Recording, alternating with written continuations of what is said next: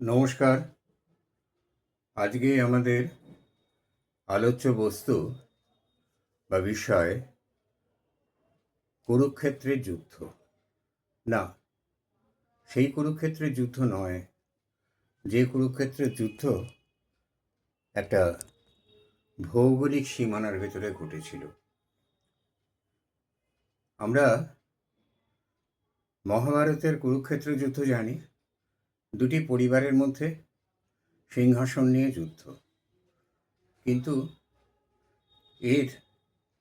এই জায়গা থেকে বেরিয়ে এসে যদি আমরা চিন্তা করি, তাহলে আমরা দেখব কুরুক্ষেত্র যুদ্ধের আরেকটি গভীর অর্থবহ দিক আছে। সেটা হলো, কুরু শব্দের অর্থ করো, এটা করো, আর ক্ষেত্র হচ্ছে আমাদের জীবন।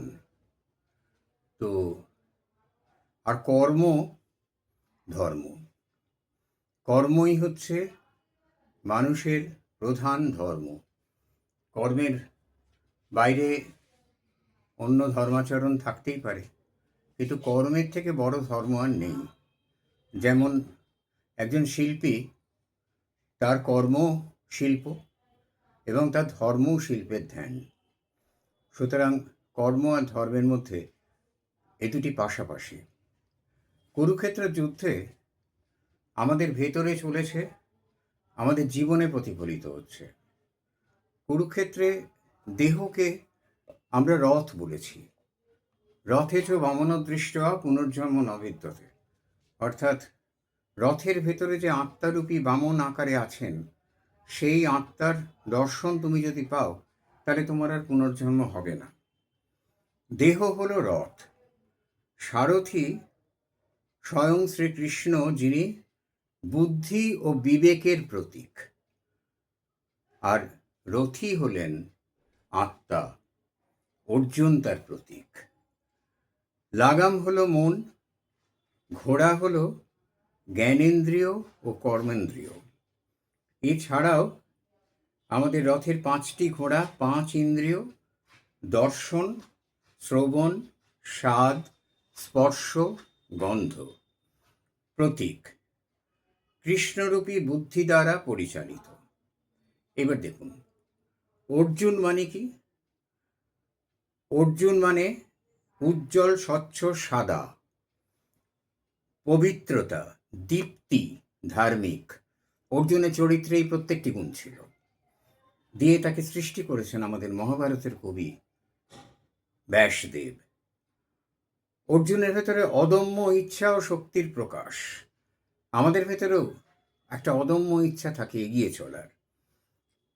আর কুরুক্ষেত্রের যুদ্ধ ছিল ন্যায় ও অধর্মের লড়াই।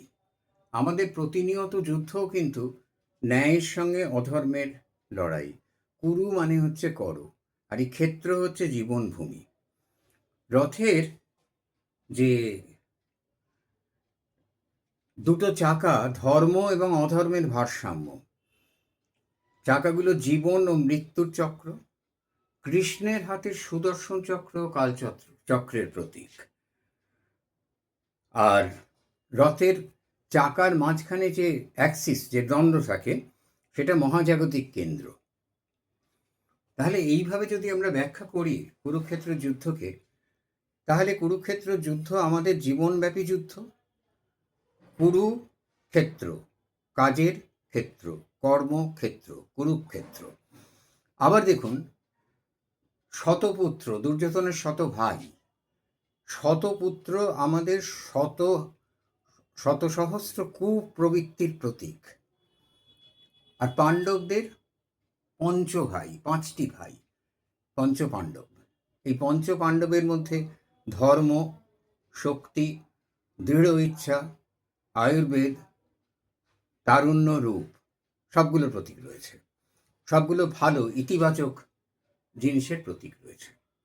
তাহলে আমাদের এই কুরুক্ষেত্র যুদ্ধ, যেটা আমাদের জীবনব্যাপী যুদ্ধ, সেটাকে আমরা কুরুক্ষেত্র যুদ্ধ বলতে পারি।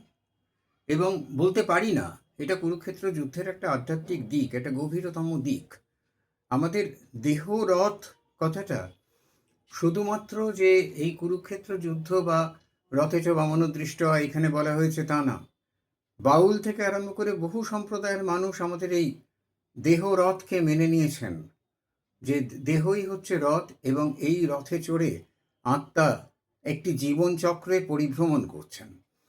জীবনচক্র শেষ হয়ে গেলে, এই পরিভ্রমণ শেষ হয়ে গেলে মহাপ্রাণ আমার শরীর থেকে অদৃশ্য হবে, বা তার আর কোনো অস্তিত্ব থাকবে না। অস্তিত্ব থাকবে না আমারও এই পঞ্চভূতের তৈরি দেহে, আমি পঞ্চভূতে লীন হয়ে যাব। কর্মক্ষেত্রে যে অবিচ্ছন্ন বা নিরবিচ্ছন্ন লড়াই চলেছে, সমস্ত সময় যুদ্ধ চলেছে, এক প্রবল যুদ্ধ। এই কর্মক্ষেত্রের এই বিশাল যুদ্ধকে কুরুক্ষেত্রের যুদ্ধ বলা হয়েছে।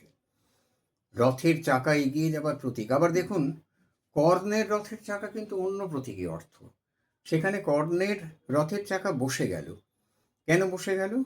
বসে গেল, মেদিনী গ্রাস করলো। কেন গ্রাস করলো?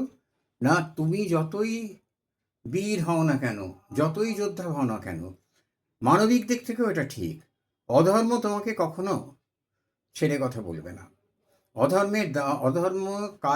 অধার্মিক কাজ করার দাম তোমায় দিতে হবে। এই অধার্মিক বলতে আমার কর্ম, আমার যা ধর্ম ছিল, আমি তার বাইরে চলে গেছি।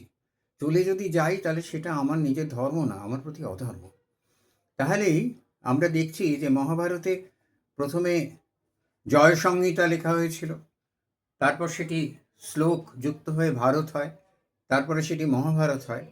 এইভাবে নানা প্রক্ষিপ্ত কাহিনীর সংমিশ্রণে একটি বিশাল কাব্যগ্রন্থ গড়ে ওঠে।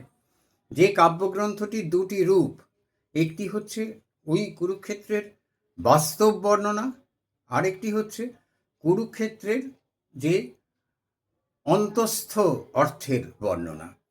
এই অন্তস্থ অর্থের বর্ণনা মেনে নিয়ে বুঝে আমরা যদি আমাদের জীবনের কুরুক্ষেত্রে অবতীর্ণ হই, তাহলে আমাদের এগিয়ে যাবার রাস্তাটা পরিষ্কার হবে। কেননা আমাদের লাগাম তো মন, আর বুদ্ধি তো আমাদের এগিয়ে নিয়ে যাচ্ছে, আর রথী স্বয়ং আত্মা।